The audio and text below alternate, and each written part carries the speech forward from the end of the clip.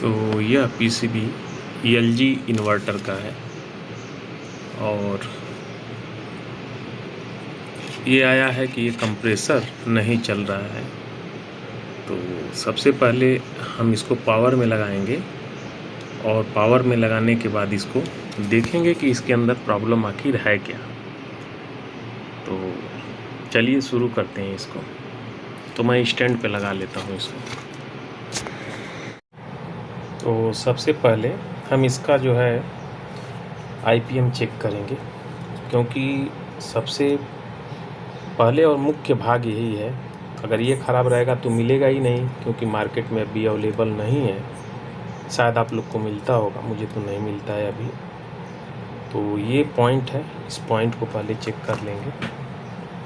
तो continuity range में रख लेते हैं और इसको हम चेक करेंगे क्रमशः एक एक करके। तो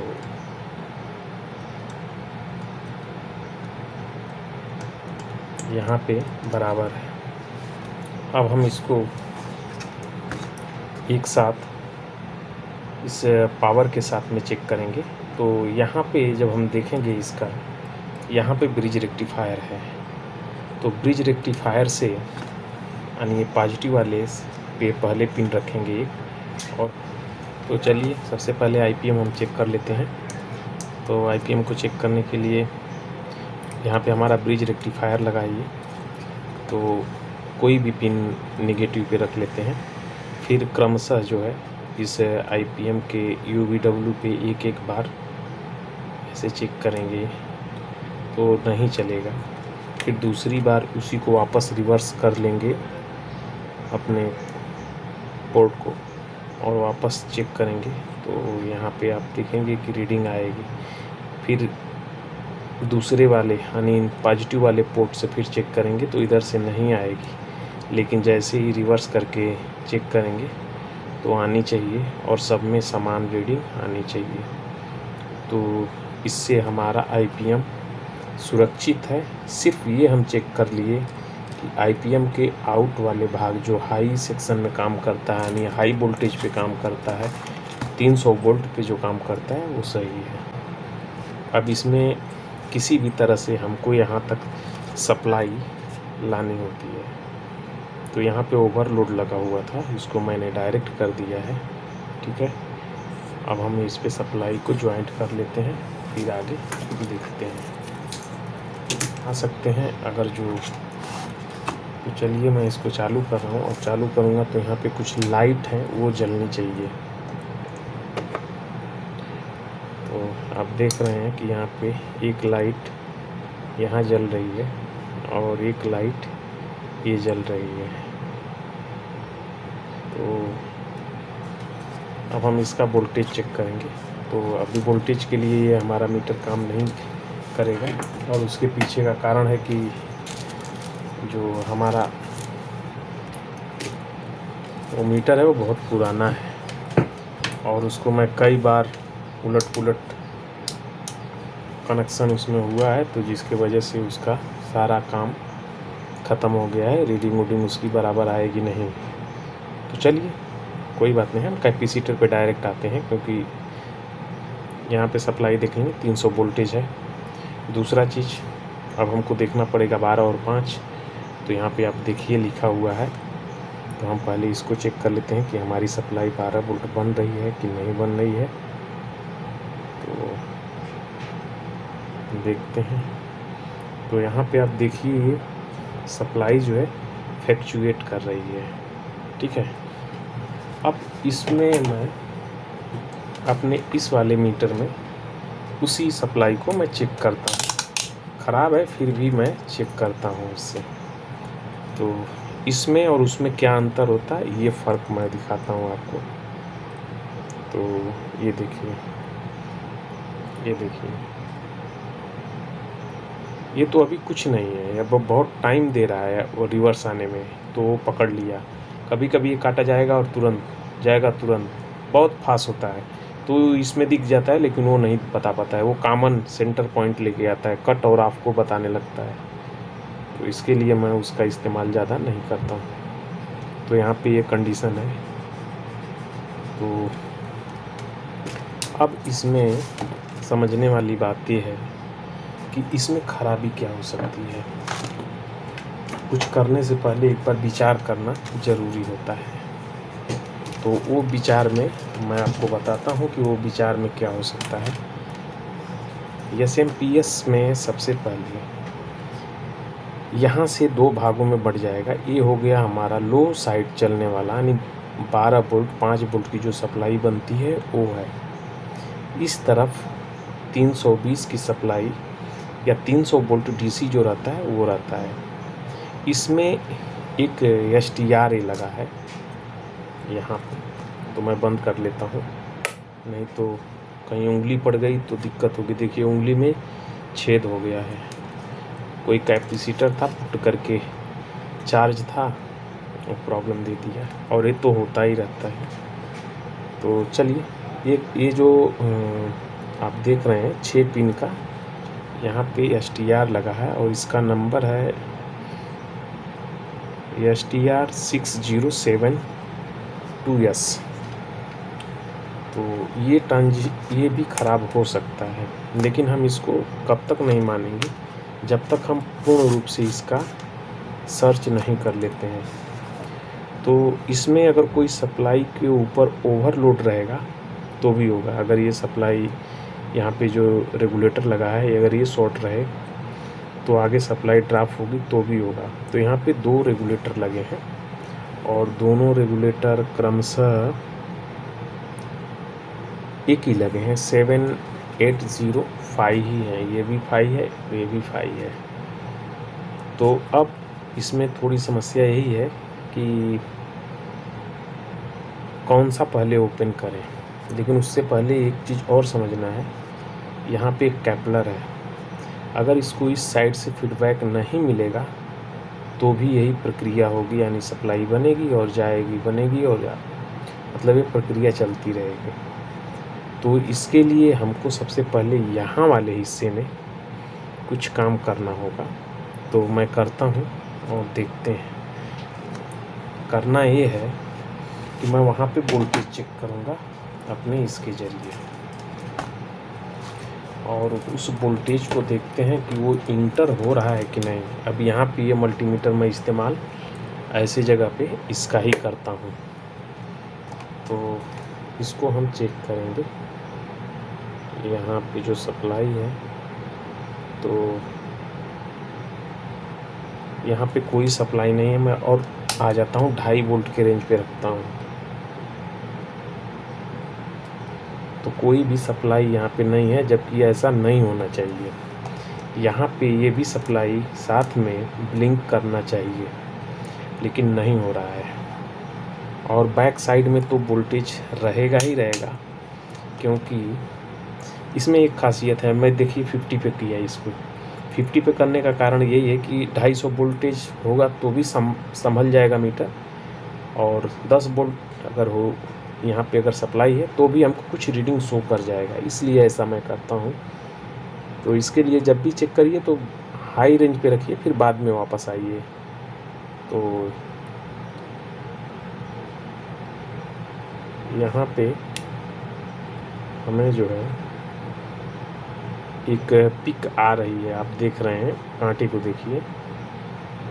मैं और थोड़ा रेंज इसका वो करता हूँ, और देखिएगा, ये देखिए। तो ये दोनों हो कंडीशन हो सकती है। तो सबसे पहले तो मैं इस कैपलर को निकालूंगा और बदल करके देखूंगा।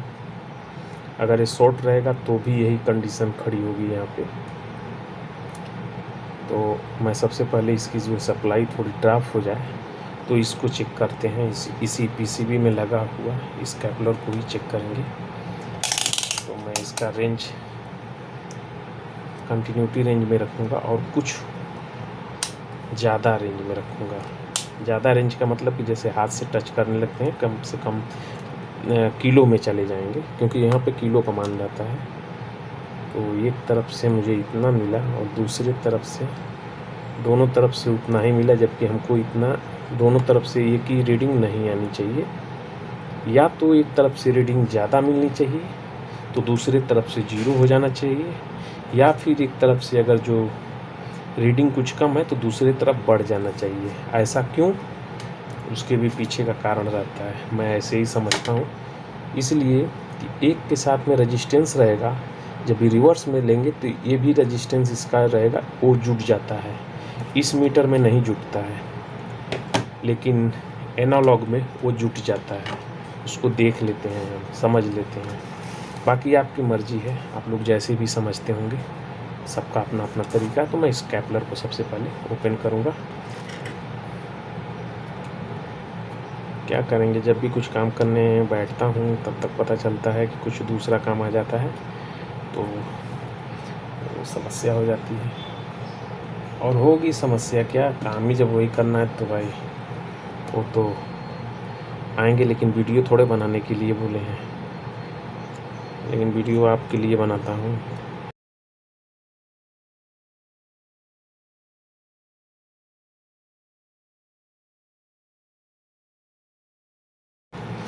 अब तक मैं गांव में रहा होता लेकिन नहीं गया। चलिए कोई बात नहीं है।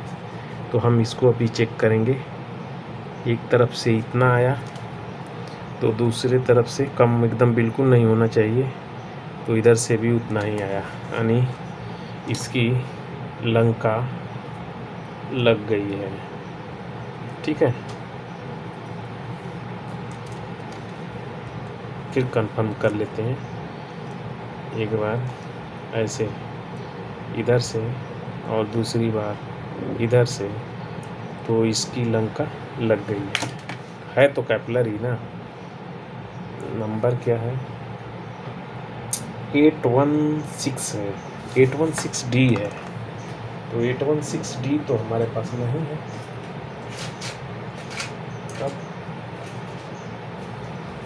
तब क्या, अपने पास एक ही आइटम है, बस इसका ही मैं जानता हूँ और इसको ही लगाता हूँ। 817, मैं शुरू से 817 का ही इस्तेमाल ज़्यादा करता हूँ। अब मैं क्या करता हूँ, सभी लोग यही करते हैं, जब मिलेगा नहीं तो क्या करेंगे, मजबूरी है, यही लगाओ।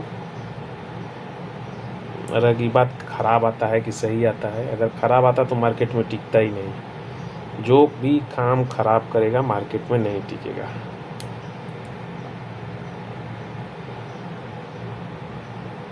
इसकी मैंने टंगड़ी काट दिया, टंगड़ी, इसी को लगाऊंगा वहाँ पे। पहले इसको जो है अच्छे से तो पेस्ट से लगा करके इसका पॉइंट को सोल्ड कर लेंगे, ताकि जैसे ही रखेंगे वहाँ पे चिपक जाए। ऐसा नहीं कि ये चिपके ही नहीं कहीं, कोई बात नहीं है, ऐसे ही कर लेते हैं। चलिए, ये पकड़ा मैंने ऐसे, और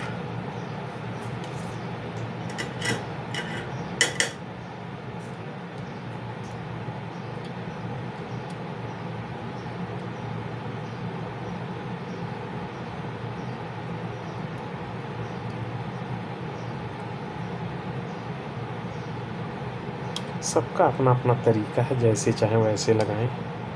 ठीक है, ऐसा नहीं है कि हम बोलेंगे ऐसे करिए, नहीं, कुछ ज़रूरी नहीं है। आपको जैसा अच्छा लगे आप वैसे कर सकते हैं, आप स्वतंत्र हैं इसके लिए। तो मैं बटन चालू करता हूँ, फिर देखते हैं। तो अभी भी ये कार्यक्रम वैसे ही चल रहा है। तो कैपलर जब ख़राब निकला है तो और भी तो कुछ ख़राब होना चाहिए। यह जो है संभवतः 431, तो यह भी तो ख़राब होगा ही होगा मेरे समझ से, साथ में यह भी ख़राब होगा। तो मैं उसको निकाल लेता हूँ, बदल लेता हूँ, वीडियो हो जाएगी बहुत बड़ी। तो यहाँ पे मैंने ये ट्रांजिस्टर भी, ये ट्रांजिस्टर नहीं होता है लेकिन मैं ट्रांजिस्टर अभी बोल रहा हूँ, तो ये मैंने दोनों चीज़ बदल दिया। लेकिन अभी भी जहाँ से हम चले थे वहीं पे हैं। तो आप कुछ देखिए, जहाँ से ये चमक आ रही है वहीं पे आप ध्यान दीजिए, यहाँ पे।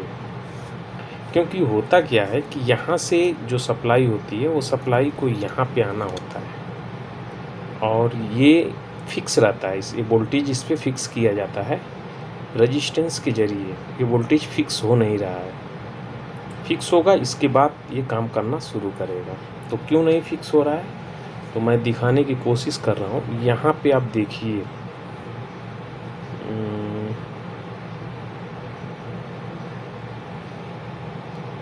आपको मैं दिखा रहा हूँ। यहाँ पे एक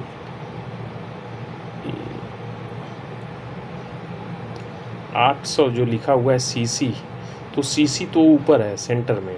अब देखिए सेंटर में वो जो दिख रहा है ये अपना कैपेसिटर है, लेकिन उसके नीचे एक रेजिस्टेंस है R8 करके, ये ब्लास्ट कर गया है ही नहीं, मतलब वो जल चुका है। वो जला कैसे है पता नहीं, तो इसे हमें बदलना पड़ेगा। और कितने मान का है तो मैं अभी पता करता हूँ और फिर मैं उसे चेंज करूँगा। पता करने का तरीका वही है ये, ठीक है ये। और मेरे काम करने का मतलब जो सबसे ज़्यादा हेल्प हमारे लिए ये मिल जाता है, तो हेल्प के लिए ये सबसे बेस्ट आइडिया है। तो इससे मुझे हेल्प मिलती है। मैं नंबर पता कर लेता हूँ फिर बताता हूँ। बहुत सर्किट में ढूंढने के बाद यानी हमको इसमें से लेना पड़ा, इस वाले सर्किट में, लेकिन मिला नहीं। फिर भी मुझे वो जो मान का चाहिए था वो मान का नहीं मिला। यहाँ पे ये जो है 1.8 के है ये लगा हुआ, ठीक है। लेकिन मैं यहाँ पे लगाया हूँ अब भी जो 1.5 यानी 152, तो मैंने लगा दिया। और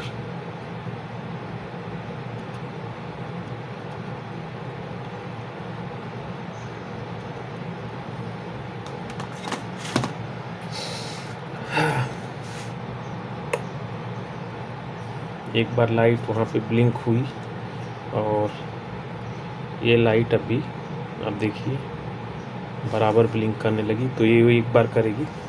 और अब हमें जो है यहाँ पे सेंसर लगाने पड़ेंगे जहाँ जहाँ पे सेंसर होता है। तो एक बार मैं कोशिश करूँगा कि इसका सेंसर लगा करके चालू करने की। तो अगर जो बराबर मैच होगा तब तो चालू होगा, नहीं तो प्रॉब्लम देगा। तो मैं थोड़ा इसको माइनस की तरफ करता हूँ और वोल्टेज चेक करते हैं। मेन मायने अभी यहाँ पे वोल्टेज रखता है, तो हमको 15 वोल्ट यहाँ पे चेक करना पड़ेगा। तो हमारा 15 वोल्ट यहाँ पे आना चाहिए ही, 15 वोल्ट नहीं 12 वोल्ट, 12 वोल्ट लिखा है तो 12 वोल्ट ही होना चाहिए। तो 11.79, तो ये हमारा सही है। और IPM के लिए 15 वोल्ट जाती है, वो सप्लाई सही होनी चाहिए, तब भी जाके IPM एक्टिव होगा, नहीं तो नहीं होगा। तो एक चीज़ मैं बता दूं कि वोल्टेज अपने जगह पे सब सही है, बीच बीच में कई काम आ जा रहा है। इसके लिए मुझे वीडियो बनाने में थोड़ी सी वो आ गया, कंफ्यूज हो जाते हैं। इसके लिए बोलते हैं कि जब भी रिपेयर करें ना तो आसपास कोई ना आवे, तो हम जैसे करते हैं उसको सामने बोलते जाएंगे तो ये चल जाएगा। लेकिन जैसे ही मैं कुछ कर रहा हूँ बीच बीच में कुछ ना कुछ काम आ ही जाता है कि थोड़ा सा ये कर दो, मोटर की कनेक्शन डायरेक्शन नहीं है, फीडबैक नहीं आ रहा है, 3 मिनट बाद आउट नहीं हो रहा है, तो ये सब समस्या आती रहती है। देखिए मैं बता रहा हूँ क्यों यहाँ पे मिस्टेक है।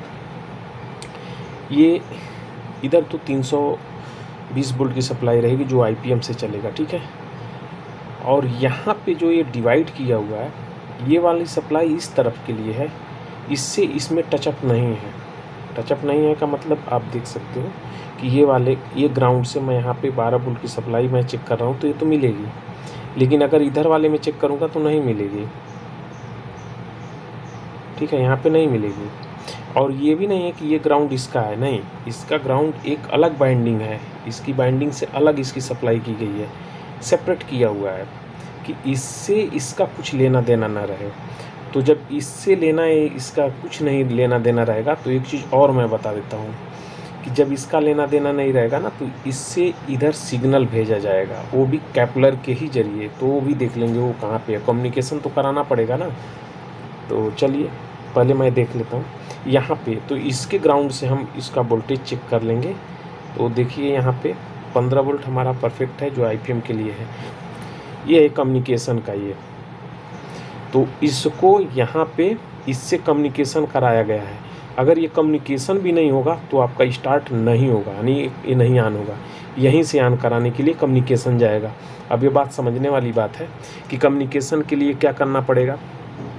तो एक चीज़ मैं आपको बता देता हूँ, इसमें भी वही चीज़ आप मान के चल सकते हो जो कि सैमसंग के डबल डोर में होता है। एक में एक सिस्टम बना रहता है, जिस सिस्टम से सेंसर को सेंस कराया जाता है। और यहाँ पे आप देखे होंगे, एक मिनट रुकिए मैं वो भी दिखाते रहता हूँ। ये देखिए, तो ये वाले इस वाले पार्ट से इसको सेंस कराने के लिए यहाँ पे 2 कैपलर लगाए गए हैं, ठीक है। तो इसको चलने के लिए, ठीक है, इसको चलने के लिए इसके जरिए इस सेंसर वाले भाग से दिया जाता है। इसमें भी सप्लाई देनी पड़ती है, इसमें भी देना पड़ता है। वो घूम फिर करके बात एक ही हो गई कि कम्युनिकेशन यहाँ से कराते हैं स्पीड को कंट्रोल कराने के लिए। सेम चीज़ यहाँ पे है, और सेम चीज़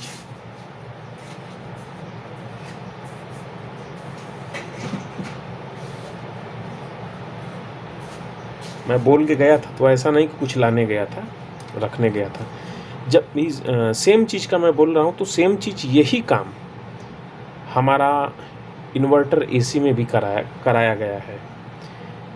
यहाँ इसको इंडोर मान लीजिए, फ़ैन वगैरह सब चलेगा, तो यहाँ से कम्युनिकेशन जाएगा, फिर चालू होगा, और इधर से अगर कुछ प्रॉब्लम होगा तो इसके ज़रिए, एक कैपलर के ज़रिए इसको सूचना मिलेगी कि चलना है कि नहीं चलना है। ये दोनों कैपलर कम्युनिकेशन का है। आज के बाद समझ लीजिए, आज के बाद मैं खुद ही समझ लेता हूँ। तो चलिए अभी मैं इसको कोशिश करूँगा ये चालू करने की, फिर इसको चालू करता हूँ। अगर चालू हो जाता है तो दिखाता हूँ, नहीं होगा तो ये बोर्ड बन ही गया है, मेरे समझ से परफेक्ट हो गया है। वो अब सामने लगने के बाद ही मालूम पड़ेगा। इस PCB में जो है 8 टाइम का ब्लिंक आ रहा है, तो 8 टाइम और 7 टाइम IPM ही फेलियर होता है। तो इसमें जो है हाई साइड का जो वोल्टेज ये वाला है वो तो सही है, लेकिन ये वाला शॉर्ट है, फॉल्टी है। तो अब ये जो है IPM है नहीं अपने पास, और इसका IPM मंगा करके डालना या फिर स्क्रैप से लेना पड़ेगा। तो अब इसका एस्टीमेट देना पड़ेगा, तब भी कुछ हो पाएगा। चाहे तो हम इसमें से निकाल के लगा सकते थे, लेकिन अब वो नहीं लगा सकते, क्योंकि जब तक एस्टीमेट नहीं होगा तब तक हम ये नहीं कर पाएंगे। इसीलिए मेरी वीडियो में थोड़ा आपको मिलता होगा कि मैं देरी से या कुछ अधूरी वीडियो आपको लगती है, तो अधूरी नहीं है, ये पूरी है मेरे हिसाब से। अभी आपके हिसाब से अधूरी हो सकती है। तो चलिए मैं रखता हूँ इसको और दूसरा कुछ शुरू